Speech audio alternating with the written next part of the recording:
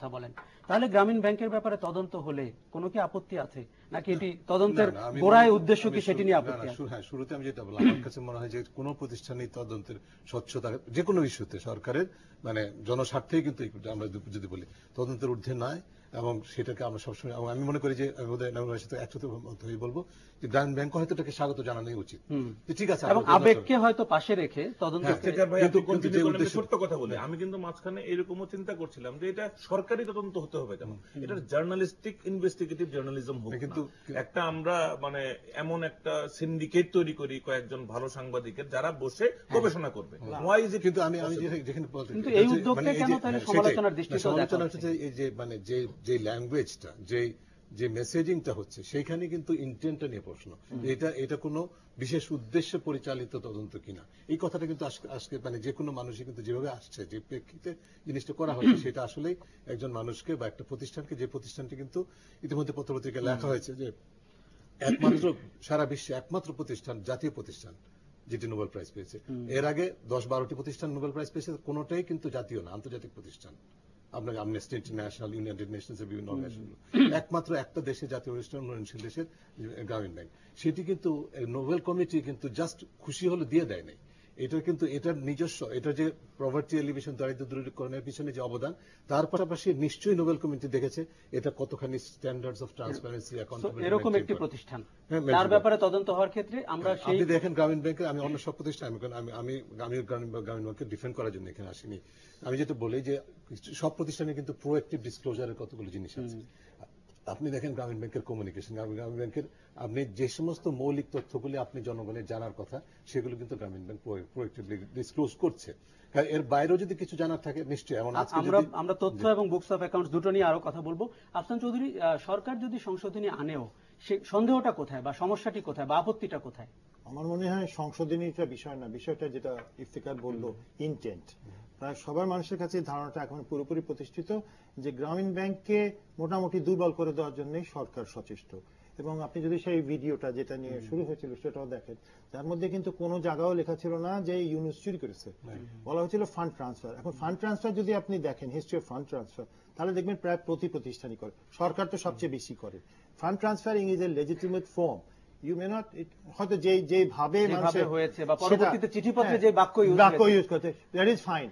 আমাদের চিঠিতে বলা হয়েছে আয়কর ফাঁকির ব্যাপারটি, বা আয়কর, আর ওদের কাছে আয়কর ফাঁকিটা পশ্চিম, যেহেতু আমি পশ্চিমে থেকেছি, ওখানে আয়করটা বাংলাদেশে আয়কর না।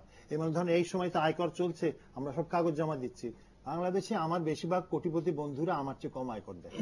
আমরা যদি একটু আলোচনার স্বার্থে ওই ভিডিওটি একটু দেখে নিই, নোরাজের যে ভিডিওটি রয়েছে বা বিশেষ অংশটি যদি আমরা আলোচনার স্বার্থে একটু দেখে নিতে পারি। ইউনুস গ্রামীণ কল্যাণ নামে একটি নতুন কোম্পানি প্রতিষ্ঠা করেন, কারণ মোহাম্মদ ইউনুসের একটি সমস্যা ছিল। গ্রামীণ ব্যাংকের কর মুক্তি 1998 সালে শেষ হয়। আমরা জোগাড় করতে পেরেছি এমন বিভিন্ন তথ্য যা কখনো প্রকাশিত হয়নি, এবং যার অনেকগুলোই মোহাম্মদ ইউনুস কর্তৃক লিখিত, যা থেকে প্রমাণিত হয় যে মোহাম্মদ ইউনুস গ্রামীণ ব্যাংক থেকে নতুন প্রতিষ্ঠান গ্রামীণ কল্যাণে $100 মিলিয়ন স্থানান্তর করেছেন। এই স্থানান্তর 1996 সালের ডিসেম্বরে ঘটে। প্রায় $100 মিলিয়ন, যা নরওয়ে এবং সুইডেন, জার্মানি ও কানাডা থেকে এসেছে, তা ঋণ হিসেবে গ্রামীণ ব্যাংকে ফিরে আসবে, এবং এভাবেই দরিদ্র মানুষের ব্যাংক কর মুক্ত হয়। যাই হোক, 1998 সালের ফেব্রুয়ারি মাসে নরওয়েজিয়ান এম্বাসি ও বাংলাদেশ সরকার কর্তৃক ঘণ্টা বাজায়। একজন কর্মকর্তা আবিষ্কার করেন যে $100 মিলিয়ন স্থানান্তর করা হয়েছে। এম্বাসি গ্রামীণ কল্যাণ সম্পর্কে জানতও না। নরওয়েজিয়ান রাষ্ট্রীয় প্রতিষ্ঠান নোরাড খুব শক্তভাবে প্রতিক্রিয়া জানায় যে গ্রামীণ ব্যাংক থেকে টাকা সরানো হয়েছে ভবিষ্যৎ কর মুক্তির জন্য, যেমন মোহাম্মদ ইউনুস লিখেছেন। ক্রমবর্ধমান সুদের হার চাপানোর অনেক বেশি টাকা ভবিষ্যতে কর হিসেবে প্রদান করতে হবে।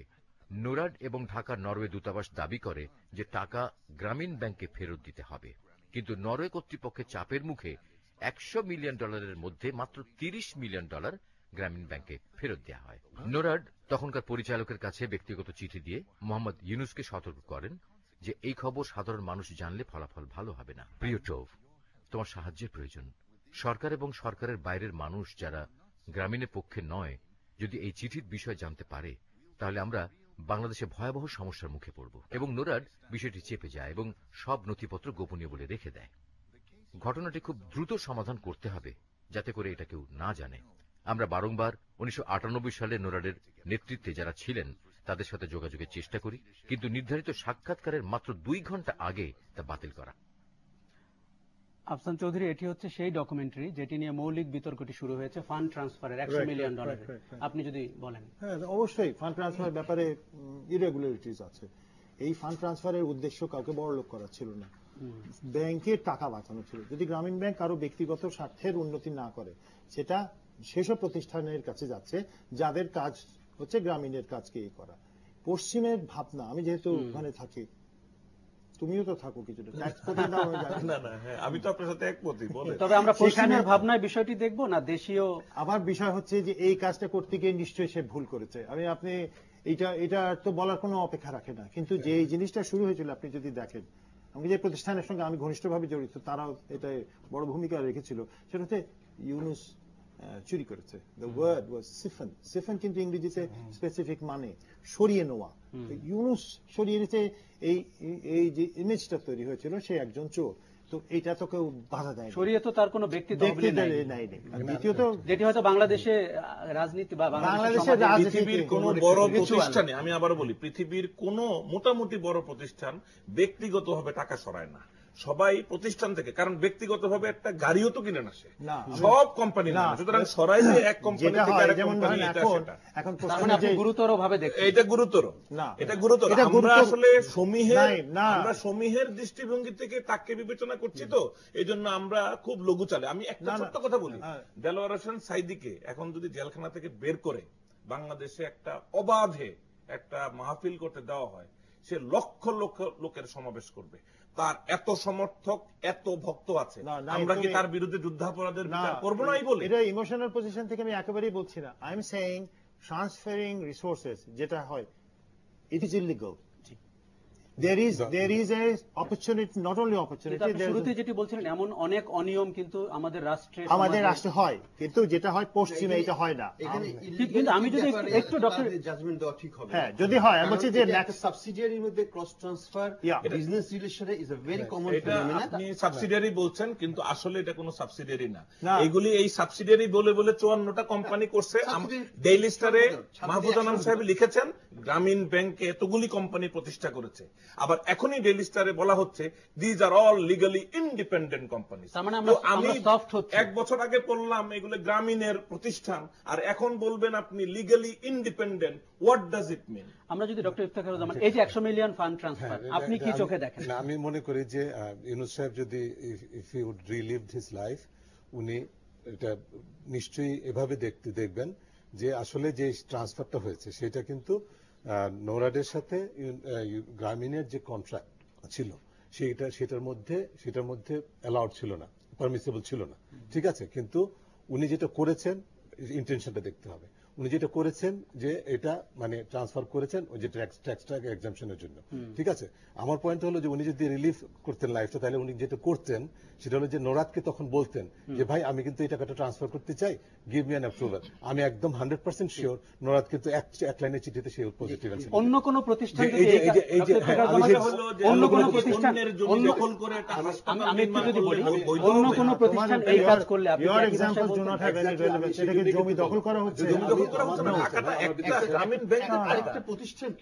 আমরা যদি একটু যদি ডক্টর ইফতেখারুজ্জামান আপনাকে যেটি বলেছি, গ্রামীণ ব্যাংক বা ডক্টর ইউনুস না হয়ে অন্য কোন ব্যক্তি, অন্য কোন প্রতিষ্ঠান এই কাজ করলে আপনি কি একই ভাবে? আমি এক্স্যাক্টলি সেই জন্যই পয়েন্টটা রেজ করলাম যদি উনি রিলিভ করেন। কারণ হচ্ছে যে বেসিক্যালি এটা কিন্তু একটা অনুমতি ব্যক্তি রেখে এই কাজটা করেছেন, এবং অনুমতির কিন্তু পাওয়ার ওনার সুযোগ ছিল, সেটা নেওয়াটা ওনার উচিত ছিল। চাইলে কিন্তু তিনি সহজে পেতেন, আমার ধারণা। নোরাদ কিন্তু এটাকে না করতো না, না করার কোনো যুক্তি ছিল না। সেই কাজটা তিনি করেন নাই। এখানেই হচ্ছে যে তার টেকনিক্যালি আমার মনে হচ্ছে যে তার দিক থেকে, কিন্তু যেটা হচ্ছে যে এটা কিন্তু আমাদের যেটা আফসান ভাই বললো স্বীকার করতে হবে, এটা কিন্তু কোনো ম্যালিশিয়াস ইন্টেনশন নিয়ে তিনি নিজের কোনো স্বার্থ প্রমোট করার জন্য সেটা করেন। এখানে আমরা একটু ডিসকাস করি যে গ্রামীণ কল্যাণ এন্টিটিটা কি, এবং সেই মালিকানা যাদের কথা ডক্টর ইউনুস বলছেন, দরিদ্র মহিলারা, তারা কি জানতেন? নোরাদ তো পরের ব্যাপার। আমি সঙ্গে একটু বলি, ভিওআইপি এজ এ কনসেপ্ট কিন্তু সারা দুনিয়াতে বৈধ। ভিওআইপি কিন্তু আমাদের টেলিকমিউনিকেশন চার্জেস অনেক ড্রপ ডাউন করেছিল, কিন্তু যখন এটা ইল্লিগাল ছিল, it was illegal, we have to accept it. আমরা যদি এই ইন্টেনশন দেখি, ভিওআইপির ইন্টেনশনও তো ছিল আমাদেরকে সস্তায় টক টাইম দেওয়া, এই জন্য কি আমরা এটা লিগাল বলবো? জনকল্যাণ সবসময় লিগালিটি দিয়ে করা যায় না। আমরা আসলে এত নতজানু যদি হই ইন টার্মস অফ ভক্তি শ্রদ্ধা, তাহলে আমাদের বিচার কাজও কিন্তু বিঘ্নিত হবে। মানে আমরা এখানে কিন্তু বিশ্লেষণ করতে বলেছি। না না, ইররিলেভেন্ট আপনি বলে ফেলছেন। Show me how it is irrelevant. ভিওআইপির বেনিফিশিয়ারি কারা? বেনিফিশিয়ারি হচ্ছে যারা করছে তাদের বাড়িঘরের পেছনে বা গ্রামীণ ফোনও করেছিল, তারা পয়সা বানাচ্ছে, তারা নিজেরা ব্যক্তিগত স্বার্থে বা কোম্পানির স্বার্থে তারা পয়সাটা বানাচ্ছে। জনগণের স্বার্থ হচ্ছে না, আমরা সস্তায় কথা বলছি সারা দুনিয়া। মেইন পারপাসটা হচ্ছে ব্যক্তি স্বার্থ, কিছু পয়সা এখনো ব্যক্তি স্বার্থ, লিগালি ব্যক্তি স্বার্থ, এবং ট্যাক্স ফ্রি এবং বেআইনি ভাবে। আপনি তুলনাটি এক দেখছেন, একেবারেই এক না। এখানে যেটা দেখতে হবে যে এই যে অন্য যে প্রতিষ্ঠান গ্রামীণ কল্যাণ, এটার উদ্দেশ্যটা কি? উদ্দেশ্যটা কি ছিল যে ইউনুস সাহেব যদি এটা থেকে পয়সা নিয়ে কোন একটা বাড়ি করতেন, সেই বাড়ি যদি তার ভাইকে দিতেন বা নিজে থাকতেন, সেটা হলে আমি সবাই অবশ্য বাড়ি করার দিকে যাবে, বাড়ি না গাড়ি করতেন বা একটা নিজের একটা ব্যাংক অ্যাকাউন্ট করতেন পার্সোনাল খাতে, সেটা আমি বলতাম এটা অবশ্যই দণ্ডনীয় অপরাধ হয়ে যেতে পারত। কিন্তু এটা আমাদের উদ্দেশ্য তো দেখতেই হবে। আমি একটা জিনিস বলবো, বাংলাদেশে কি মানে এক্সাম্পলের অভাব আছে যে আমরা ওইসব ভালো ভালো এক্সাম্পলের দিকে না যে এইটার দিকে দৌড়াচ্ছি কেন? আমাদের তো রাস্তাঘাটে সব জায়গাতেই আমি দেখছি ভায়োলেশন ভায়োলেশন ভায়োলেশন। যেটি আফসান চৌধুরী শুরুতে বলেছেন, go after those violations and go after the best examples that we have. এই ভায়োলেশনের চাইতে আমরা কিচ্ছু না করি, শুধু ভায়োলেশনস গুলি এক্সামিন করি। আমরা দর্শক আপনারা দেখছেন ৭১ মঞ্চ, আজও আমরা গ্রামীণ ব্যাংক এবং ডক্টর মোহাম্মদ ইউনূস নিয়ে কথা বলছি। এতক্ষণ সংশোধনীর অবস্থা কি এবং তার অনিয়মটি কত বড় বা কত ছোট তা নিয়ে কথা বললাম। ফিরে আসবো অনিয়মের উপর ভিত্তি করেই আয়করের অবস্থা কি এবং যেটি নিয়ে এনবিআর কাজ করছে বলে আমরা শুনেছি।